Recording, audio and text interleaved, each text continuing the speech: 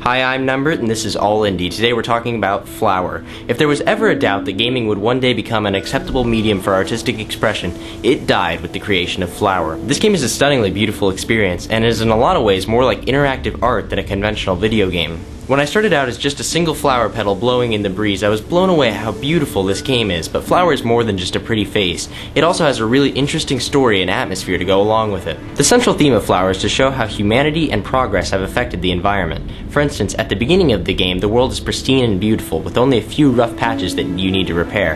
However, as you progress, humanity becomes more and more prevalent. But eventually you get to rebuild the world anew, this time in harmony with nature rather than opposing it.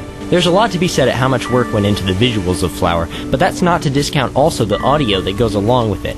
Every time you pass a flower, a different musical note will play, adding to an overall symphony of nature. The game uses the onboard motion control of the PlayStation 3 6-axis controller, so you really get into the immersion of the game. There are points where you're moving very quickly with the wind, swinging your arms with the controller, and hearing the musical notes that each individual flower petal plays, and it becomes an intensely emotional experience. And that's really the highlight of Flower. It's not telling a story in the traditional sense. It's more of an emotional response you're supposed to get out of it, similar to that you would find in other forms of art. I can see why a lot of people wouldn't like this game. There's no axes, no guns, and at no point do the flower petals mow down an entire airport full of Russian civilians, but I think if you go into Flower with an open mind, you'll find a really rewarding experience.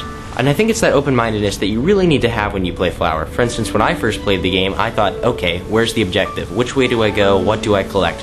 But that's not how you should approach Flower. You should approach Flower by trying to extract as much beauty and wonder out of this world they've created for you as you possibly can. And it's this concession that Flower makes that is its probably sole weakness. It does to some extent indulge on that mindset that games should have objectives.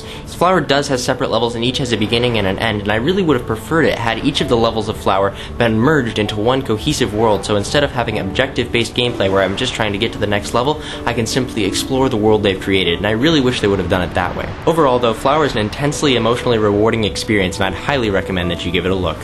Thanks.